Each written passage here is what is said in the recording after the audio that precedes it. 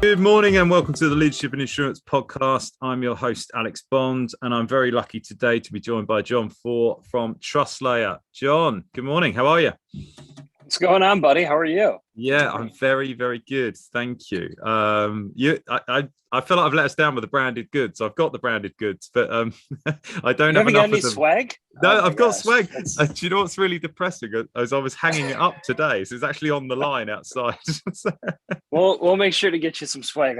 I need some more swag. Yeah. I need some more swag. Well, the swag game is up to that's an industry that's actually upped its game. Yeah. It's well beyond just like t-shirts now. Now there's we actually put like a Shopify store in TrustLayer just so we could like automate so much of it because the demand is it's crazy. Yeah, the internal ones. I did get quite tempted the other day. Have you seen these kind of self-filtering water bottles with the ion?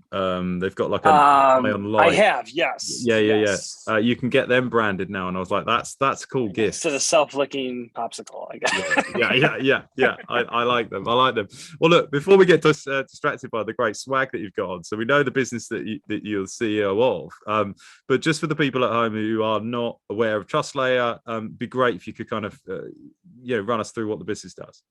Yeah, thanks, man. So again, it's great to be on here. My name is John Fohr. I'm one of the co-founders of a company called TrustLayer, and we've built a platform that helps automate the tracking and verification of information between parties. So when companies work together, they have to maybe prove identity, like KYC information. They have to maybe track licensing.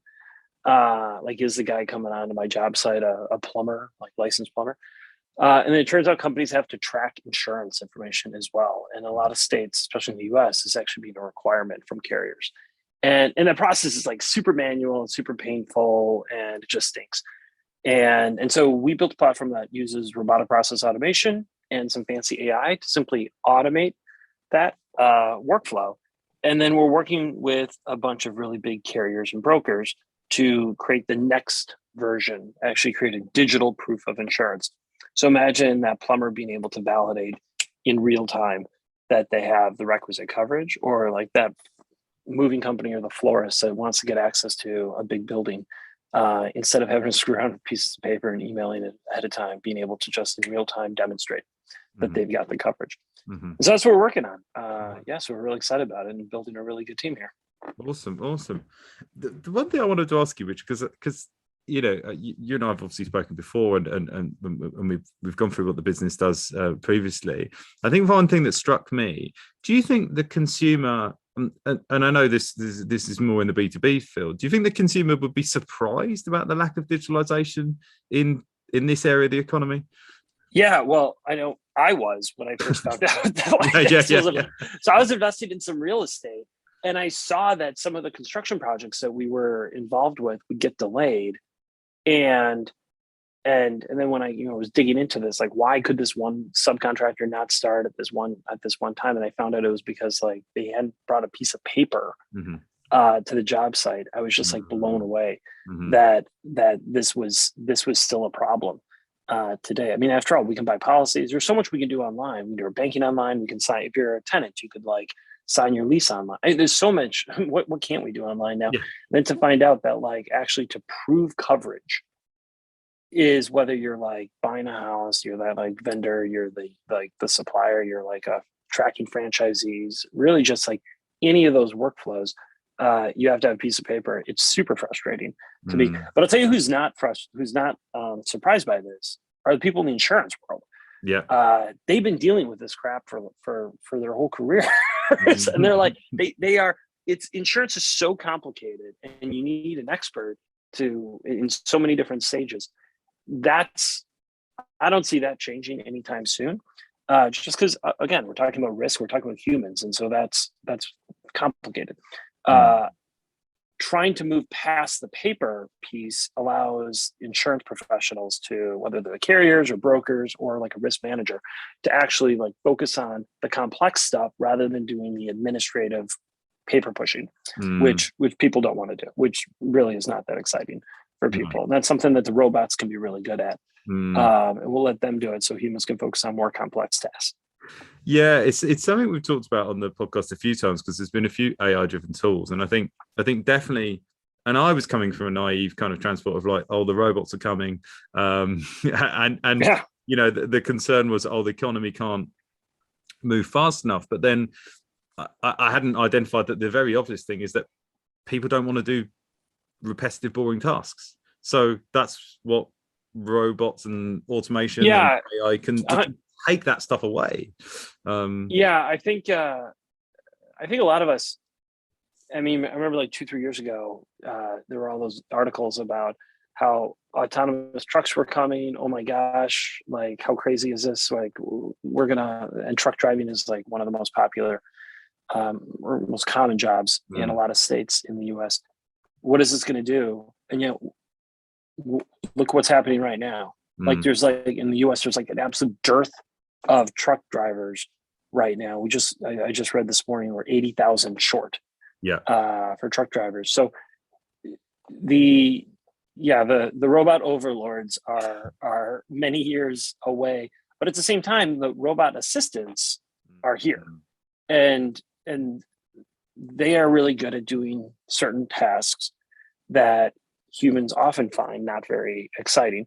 But like the real complex tasks, they're like some of the AI tools are coming. Are like improving a lot. We use a lot within TrustLayer, but the key is like how to make the human more efficient. It's not really how do you replace the human. And for those jobs where it is, it's like it's very short-term thinking for the companies that are trying to do that. It's really like how can we make our team like that much more efficient, and focus on the complex stuff. Yeah, and the stuff they want to be doing. I mean, that's the, you just look at the hierarchy of needs. You know, people want to be doing sort of creative, fulfilling work, like whatever that means, or certainly more creative, more fulfilling. Because I think about AI a little bit more. I was thinking about VR the other day, and VR versus AR, and everyone's kind of very excited about VR, and I'm like, VR is exciting. I'm interested, and you know, that's just a nerd in me, and you know, I still like playing computer games, so I'm like, that's going to be cool. I'm more excited about the kind of application of like AR, the kind of supplemental experience of that, and as a sort of added tool to my kind of daily life, then kind of like VR. VR is this like standalone thing, massive applications, of course, but I'm like the sort of immediate impact. So it's the difference between kind of complete robotization and automation and kind of doing things. Yeah, 100%. 100%. Did you try Oculus when that came out?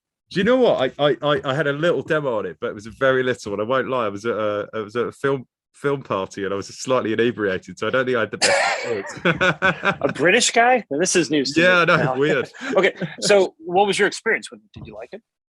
Oh, I loved it, but I found it. But I think I remember loving it contextually. I don't think my bar was set that high, so I kind of loved it. But now I kind of think back and I'm like, I didn't spend enough time to get beyond the gimmick of it being incredible. But so how many times have you tried it since? Oh, like literally like once. Like that was it. Exactly. That's the thing. People are always like, I tried it. It was the coolest thing I've ever seen. Yeah. So do you use it every day, or how many times you're like, oh no, I've never done it since? Yeah. Yeah. So that's definitely that was definitely my experience. Although we may try it a little bit more. My kids for Christmas. When is this coming out again? So we've got a Christmas gift coming out like in a near term. So we'll have a little bit more in the household. But I mean, if your kids, I'll be very impressed if your kids are listening and watching this podcast. I mean, like they are going to be up to speed on InsurTech, but you know, bullied at school. So and I hope we've got some big VR gifts coming out. I think that's right. How can you augment? That's interesting, using that like structure of like augmented AI rather than thinking like replacement AI, where it can assist. Yeah, that could be that's a neat way to kind of frame the technology that we're bringing in to it to really just like help automate or augment that workflow. I feel like I've just written your new sales pitch, so I'll be coming I in. feel like I feel like you and I could have a blog article about that. Let me do some thought leadership about that. Yeah, no, I'm good. I'll be after my equity stake. Yeah. No, I'm so no. Talk to me about the technology then, because I am really interested in AI particularly, and because I think AI gets definitely overused as a terminology. Yeah, it's half the time it's like total bogus. Yeah. How does it work practically for you? So I would be happy to spend some time geeking out over AI. I think for what I've been surprised is just like the smart robotic process automation is more meaningful. Is like the most meaningful part of at least for what we're building. Because we have a challenge of we've got a lot of different stakeholders. So with insurance, you've got carriers, you got brokers, you've got like risk managers, or maybe like a company that has to validate proof of coverage of their subcontractors, which means you also have the subcontractors, the company that, or like the borrower, the company or the person who has to actually, the tenant, right? The franchisee who has to prove that they have coverage. And when you have different stakeholders, each one of those stakeholders, they have to deal with insurance, but their focus isn't insurance. Necessarily. So the carrier and brokers, okay, they're focused on insurance, but that like home builder, they're not exclusively focused on insurance. That plumber certainly is not focused on insurance. And so making sure that you can have the right workflow that can be flexible enough to provide value for each one of those stakeholders is challenging. And so that's really I think part of our secret sauce is that we've built out a really slick, clean workflow for each one of those key stakeholders, leveraging robotic process automation. And in the right time, having the robots focus on the things that they're good at and having the human in the loop at just the right time. And so let the robots focus with some of the data extraction capabilities or some of the automation, focus on more like the tedious tasks, and then the complex tasks, bringing a human in just for that one spot. But then for the more manual or for the more like tedious tasks, having that just get automated. Because as you were saying that, I was just thinking, even the kind of complexity of the language for all those different parties, the plumber, when you're talking about insurance, has to, what happens at the moment is the plumber at the end has to talk about insurance in the same way that insurance companies do. But from a completely different level of understanding. So that's one of the challenges I always see, is kind of simplifying it to the language that the sort of end person in the chain actually understands. It's tough. Even just like having what have we talked about? We've talked about like banks have to track this information for borrowers. General contractors have to track subcontractors or suppliers. Manufacturers have suppliers. You might have like a company that's tracking like auto loans or mortgages, or franchisors to franchisees, sports teams. It's like there's so many different use cases in insurance, which is great, or industries that are impacted by insurance. Even just naming things in our platform can become challenging. Because a bank dealing with borrowers doesn't have subcontractors. Right. So like, how do you create that flexibility within the platform? And so now, and we allow for this, but it's really challenging. It's also important to meet people where they are. So although our focus is insurance, we don't just do insurance. So as soon as we brought on our first home builder, that was tracking their subs, they're like, this is great, but if you're going to reach out to all my subcontractors and ask for proof of coverage, we also need to get W-9s here in the US. What about articles of incorporations? Can you get passports and driver's license? And you got to get these COVID forms now. So now we can handle a lot of these. We have, whether it's surety bonds, or we can handle a lot of these additional documents. Again, our focus is insurance. But just because our focus is insurance doesn't mean that plumber's focused or the general contractor's focused on insurance. And so I think it's like having the right language and meeting people where they are. And being like just really flexible to that point is key in order to actually have like meaningful adoption and meaningful success. Again, insurance is complicated, and I'm interested. Like, I think I can geek out over it, but not everyone is, is not is everyone interested in that. Not everyone wants to do a weekly podcast about it. No, I agree. I was thinking that as you're saying, because I noticed there's a difference between the first time we met, which was probably a year ago or so, the first time we spoke, sorry, and the way that you framed the kind of business was a bit broader than kind of insurance and also kind of where you fit in. So I wanted to ask you about that. Like, who are your clients now, and like, can you sell to all parties, or do you sell to one of the parties but the other parties kind of get to utilize it? How does that kind of work from just from a practical business perspective for you?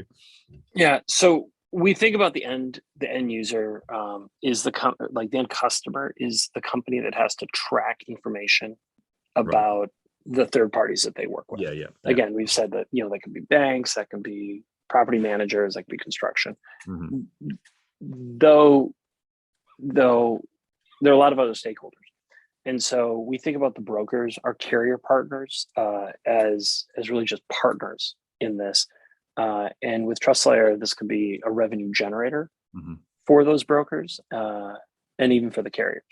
So again, it's important to make sure you can provide value for each one of these stakeholders. From the broker's perspective, we actually really wanted to get buy-in from the industry, like real meaningful buy-in. And so with our last funding round, this was a little challenging when having some of the conversations with the venture funds. But so we have a big fancy venture fund led this last round. But we also have over 20 some of the largest carriers and brokers actually as investors in TrustLayer. Right. Because again, we really wanted to demonstrate like our partnerships with these guys, and the response has been great. Because now I can get on the phone and talk to the CEO of a major brokerage, and always kind of stay like front and center, so that we can really get feedback and guidance from them to make sure that we're providing like the right solution that they want to roll out, not just like some like solution looking for a problem, but really making sure that we're actually solving the biggest pain points for insurance brokers here. Did you think about well, I'm sure you thought about it, but do you white label? I don't know, you'd be surprised. Maybe not. Did you white label the product? Would you have you thought about that? Sort of. So yes, there's a customizable. So many brokers now are offering a solution that doesn't have the TrustLayer name on it. And so in that way, it's sometimes you may come to the TrustLayer website for like a portion of it, but it still has like the broker, the customer's name, and logos plastered all over it. So it's like semi white labeled. But for all intents and purposes, it's most customers or most users don't notice that it's TrustLayer. It's because the brokers really are building. What's exciting is like brokers are building like entire businesses around this, and it's exciting to meet. It's exciting to see when you see the first job postings, and they're looking for like dedicated teams of people or like managers to run these like new revenue generating divisions in the brokerage. And so for all those reasons, it's it's pretty exciting time to see like what people are doing with the platform. Yeah, because I was thinking that when you were saying that, talking about what it could do, and I've said this before. It makes it sound like I'm such a. Anyway, it's my podcast. We'll say what I like. You do whatever you want, man. I trained as an actor, and I really sort of I'm a bit of a sideline observer in the film industry. I've got some friends in the film industry, and been on set quite a few times, and obviously the insurance of that is a complex process. So I was thinking, loads of people on set have to be insured. The insurances need to be checked. There's kind of the same sort of problem you have with anything that has these mass scale contractors. But then I was taking it that step further. It's like, if you look at the MGA, MGU model, what do you need to have successful MGA or MGU? Well, you either need unique distribution or a unique product. You could set a whole MGA around oh, we give you this software to interface with that kind of allows you to track all these kind of bits of information, takes that headache away from you. And you could create a whole business, which kind of essentially is, just enables you to track all your contractors via the sort of TrustLayer business. Yeah, we have, we definitely have companies that are doing that. We've tried to stay as like our focus is really the technology piece. Yes, of course. And so for that, we're not a carrier, we're not a broker. No, of course. And so I mean, it's not of sorts, because like we've definitely thought about, we've been asked a lot, but what we're trying to build is like the infrastructure layer here. And if we're competing with all of these brokers, they might not want us to be, building infrastructure. And so for that way, we've decided that we really want to like focus on the technology piece. But to that point, like we're now providing a lot of leads to our broker partners. And so, as well as to the carrier partners as well. And like I said, like they're building risk management, like profitable risk management businesses around the TrustLayer infrastructure. But they also get a lot of leads. I think that's one of the reasons why a lot of brokers and carriers are excited about this. Because, that GC they might have, or like actually the film industry is a great example. Because every little like set they have to, like every location they often have to, it's like a little business that they have to collect all this insurance information for. And you can just imagine like the lighting guy comes and doesn't have the right coverage. Well, that's a great opportunity for that broker to offer that coverage right then and there, and get an inroad into that customer. Again, we don't want to do that because we don't want to be seen as a competitor. But we know our broker partners do that all the time, and we love it, and we do a lot to help them do that. Yeah. No, I was sorry, I wasn't suggesting that was potentially a business model for you, but really I was sort of looking at the technology stack and going that. No, it's a great business. Don't get me wrong. I definitely thought about that for a while. Yeah. And thankfully we got and that definitely was something we were attracted to. But then after getting feedback from the broker partners, we were like, now our vision is like, we really want to build the infrastructure here. And so let the brokers do what they're great at, and then we can focus on what we're pretty good at. How do you have you built something in which specifically allows for that reciprocal flow, like to sort of is that something place coverage? Yeah. Have you had to kind of build that on because of the opportunity that was presented by that? Yeah, so brokers have asked us to do that, and there are a few things that we're working on around that.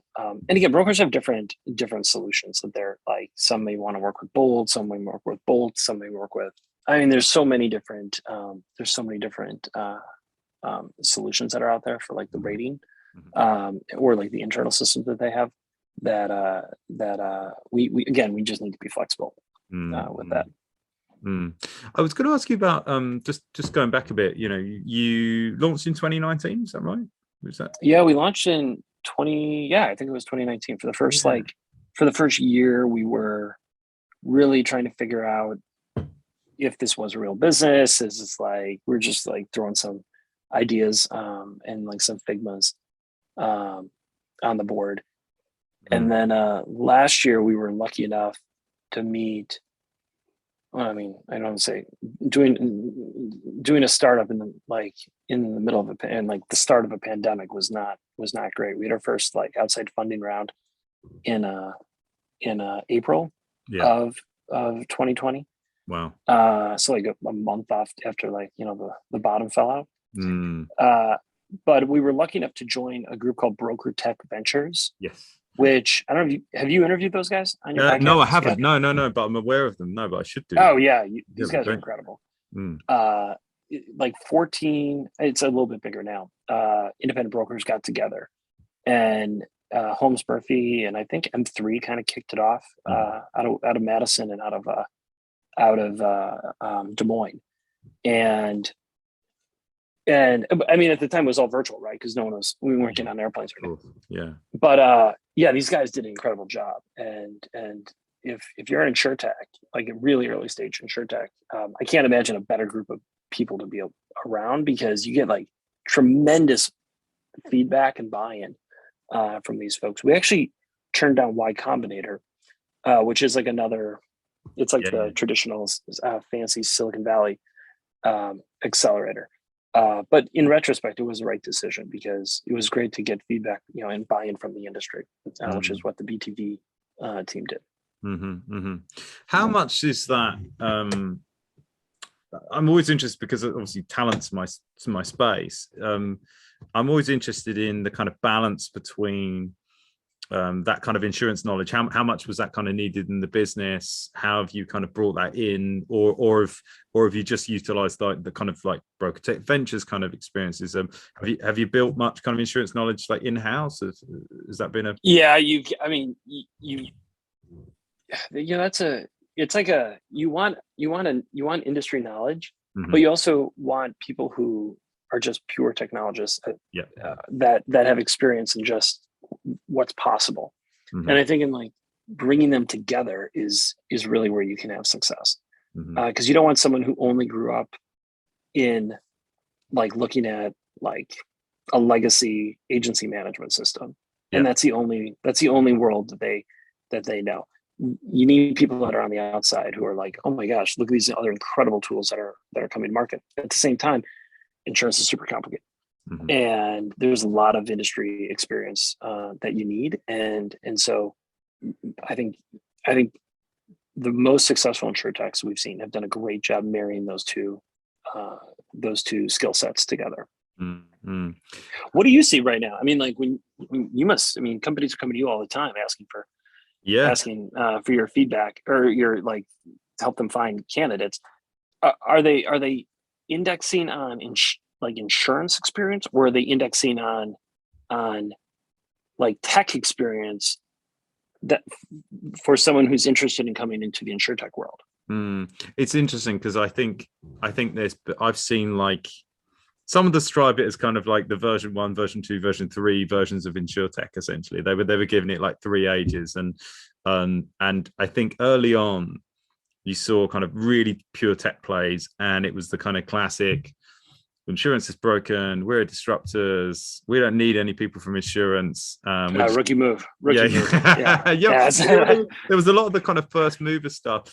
That's probably kind of a that's probably inaccurate, because I think a lot of the technology probably originally, if you go back far enough, there's always been technology in insurance, but a lot of it's come out of the insurance industry, and it's that classic thing of that, the Henry Ford quote, if it asks people what they want, you give you a faster horse. And I think to some extent a lot of that in early insurtech stuff was, if it came from the industry, it wasn't broad enough thinking. But now basically we're generations on, so we haven't got either stuff purely coming from the insurance space, we haven't got people just purely coming from the tech space.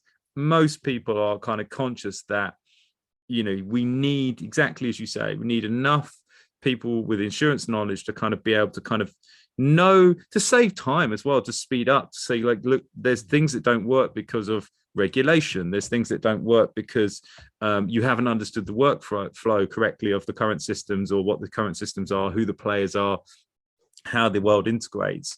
The challenge is, and thankfully it is a challenge, because the only reason I have a job is that it's finding the people that sit within a world where they might have only seen a legacy system, but think broader than that. So it is kind of people that have kind of, and that's the challenge of that is it's not always obvious to spot. All right, we can make some really lazy leaps to say maybe someone's done an MBA, maybe someone has got a technical degree but went into insurance. Those are kind of lazy metrics. Really, it's about kind of getting to know the people and saying, how up for change are they? And that's quite hard to measure. Where do you see the investors in this? In what respect? Have they been interested in like investing out of teams that are coming straight from the insurance industry, or is it from like outsiders? I would say no. I'd say it's a total balance on that. I think the investors tend to be quite balanced on, if you get someone who's pure tech, they're always pushing them to say you need some more insurance knowledge. And vice versa. I think that, and actually I was just thinking, I'm like on my slate at the moment, I'm trying to help someone find a technical co-founder, because they've got a great idea, but they're not technologists, they're pure insurance. And I was recently asked to find a CUO for someone that had a tech-driven MGA idea but didn't know how to run an MGA. So it is quite balanced. I think the weighting is towards, at the end of the day, you probably need less bodies that have insurance knowledge. You just need really good insurance knowledge. Whereas on the tech stack, that's where the volume is. That's where you kind of need the numbers, because you're building so much. If you're building a SaaS platform or something like that. Yeah, definitely. We were lucky enough. Our new head of product came from India, and so just a rock star product guy. And so anyway, so being lucky enough to have like someone who's spent his career in technology. He was a longtime DocuSign product person before that. So like long-time technology, but at the same time, like having insurance experience. That's where when you get and we just closed our Series A. And so we're like still early, but like we're not like day by day anymore, right? We got a little bit more traction and a hell of a runway. Yeah. And so being able to find those folks that kind of bridge that that gulf is really important. And also I think, the maturity's happened in the market where insurtech's been around a little while now. So you have got these people that you can pull in from other insurtechs. There is a bit of a, feeding frenzy on, the weak attacking the strong, and people have raised money and they're going in, and it's getting pretty aggressively priced. And particularly see that in the business development type roles, in the kind of things like carrier relationship management for businesses like that. It's an absolute bloodbath to find talent. I do think we're sometimes. Well, that's fine. It's good for you, though, right? I mean, it isn't. You've been retained by a client and you're fighting the good fight for them, and there's so many options on the table. It is challenging. Because I was wondering about that. How often are you retained by the client as opposed to like you have like a good candidate that's kind of provided to you, and you're like, oh man, this is great. I'm gonna like actually partner with this candidate, and then I'm gonna like, because I feel like every day I get these emails. I'm like, I'm working with so and so that's got this type of background, and I can't tell if it's just like a marketing email from a headhunter or if it's a. No, it's usually legit. I mean, it's usually a legit thing, and we are approaching we're in what we would. In recruitment, we would term a candidate-driven market. So we would say, look, there's not enough good people that are out there. So in many respects, you're better off partnering with the talent than the businesses, That being said, my business model is not that. My business model is much more partnering with specific clients, being retained to kind of work on that work. But don't get me wrong, I've got friends that are kind of more in the kind of contingent volume recruitment business, and there's times when I feel like I'm doing it wrong, because I think there's some good people out there. Like if you work in engineering recruitment particularly, and you've got a good engineer, then your role is to present as many opportunities to that specific candidate as possible. Right. But I think when you're, I specialize in Series A, big seed, Series A, earlier stage businesses. My commitment has to be to build that business, because it has to feel like I'm part of that business, and therefore you're fighting the good fight for that specific client. But both things are valid. I also, in the process of trying to find, let's say we're trying to find someone really good for TrustLayer, you're going to find good people that TrustLayer either don't hire or that they feel it's not a match. And then if you're not kind of proactively trying to work with those people to find them a new solution for their employment, then you're kind of letting money walk out the door is the crude way of looking at it. It's a balance, but I wouldn't lie. Some of those emails are definitely marketing emails sent en masse by a few people, but it's all about good recruitment suppliers. I respect the hustle. Yeah, as you know, as an entrepreneur, I respect the hustle. Yeah, absolutely. I wanted to talk to you about integration. You obviously, huge part of what you do is integrating with the different technologies. I wanted to find out, I suppose it's a negative way of looking at it, but I wanted to know really where some of the kind of crunch points, the challenging points have been in that process, whether it be maybe it's between different industries or different parts of the value chain of what you've done. Has there been some common themes? Yeah, well, I mean, integrations can be complicated in part because insurance is complicated. We have an open API structure, and then we have a handful of really good partnerships with other industry SaaS platforms, like for example Procore, or like great partners of ours, and just like really great partners. And it turns out like there's so many different, SaaS for every, SaaS for daycare, SaaS for auto loans, SaaS for mortgages, SaaS for franchises. And so really kind of like mapping that out and making sure that you can be like a really good partner for each one of these, and that's where like the open API infrastructure comes in. But also at the same point, whether it's like even something as basic, it's not basic, but like something as broad as QuickBooks, having like integrations for that, which we do. So that's key. The carriers are all over them, and brokers are all over the map, right? These AMSs have some do it a little better than others. We were just talking to a broker who's doing it pretty well. But yeah, integrations can be tough. We all know that's one of the biggest challenges within the insurance industry. It's why the data is so challenging. But what's I think different now is there's such a strong motivation to, I don't want to say open up like the data, because like keeping data private is still really important, and that's one of the things that's one of our North Star is that people can control their own data. But at the same time, you can still have open systems that still protect data. And so it seems like there's a big push to cloud now. I know Applied's doing something really innovative, trying to push more of their customers to some of the cloud systems. And obviously Vertifor's done this as well.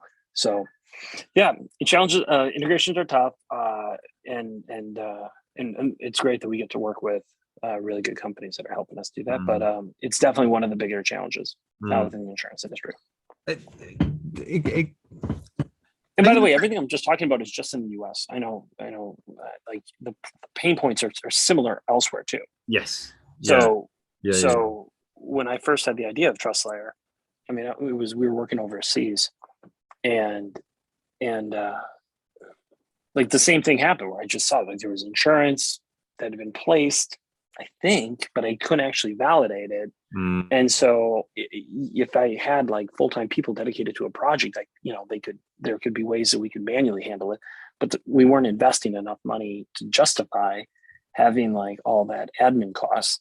And so I thought like, but there's got to be a better way to do this. And it's just like insurance is just like, at the beginning, right? Like think about all the licensing, all these other workflows that like, it just takes forever to validate this stuff. And if you could have a faster, better way to have real-time proof of coverage, proof of license, proof of whatever, like that's where this can become really exciting. And then it opens up like whole new businesses.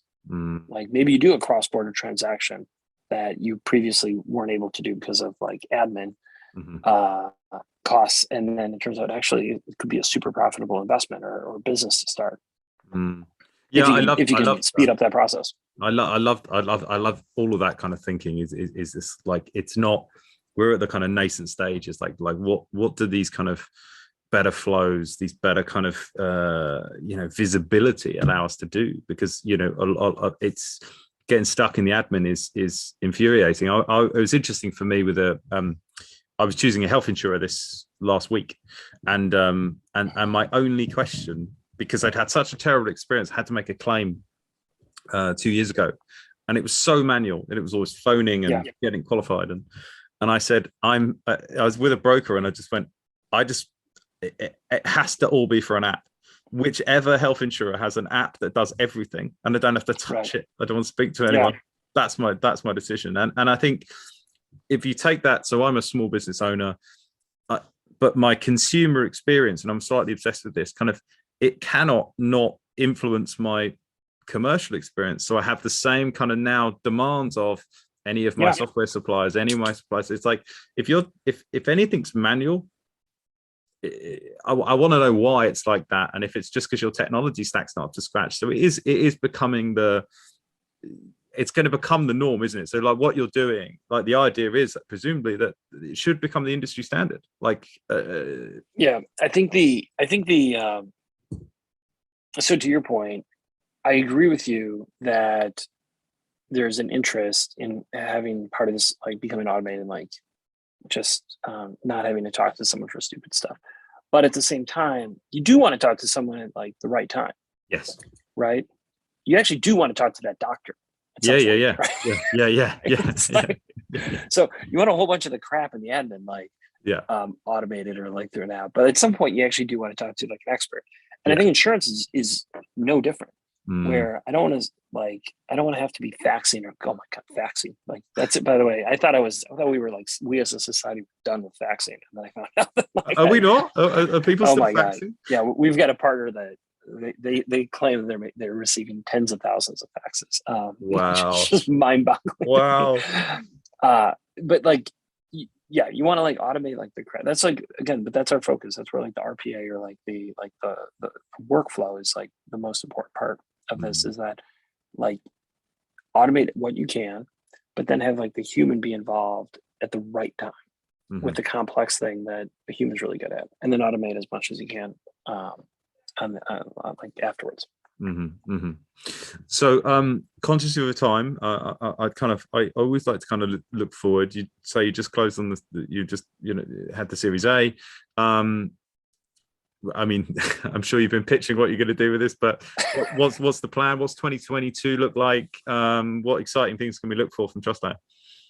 We're just gonna buy more merch and swag and VR kits for our children.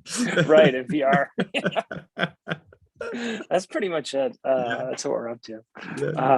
We're like, so up until now, like we've had a really small team, and we're just scaling. Right. It was, we've initially only had one salesperson. Now we've got a whole team. So like, and that's great. So like, it's like creating infrastructure. It's creating process. It's just it's creating a business. Yeah. Which is really exciting. It's like moving forward with the digital proof of insurance. Yeah. Which is super exciting. So like engaging carriers and brokers to like actually have this like to not just talk about moving past paper, but like actually doing it to help create ground truth for not just the insurance industry, but like helping create ground truth for that general contractor who, for like the property manager who has to track this stuff, but doesn't actually know if the documents that they're receiving are even authentic or current, right? Just because someone had insurance 6 months ago doesn't mean that the guy still has insurance today. And so, it's really great that we get to now like really kind of like build an exciting company now. Yeah, it's exciting. Brilliant stuff. John, thank you so much for your time, man. Thanks for so generous. And seriously, thank you very much for putting this together. I know my team's really enjoyed chatting with you and working with you. And so this it was when I got invited, I was really excited to join. So thanks for putting this on. Very kind of you, very kind. And as always, absolute pleasure. So thank you, John. Take care. All the best. Talk to you soon. Bye, Alex. Bye.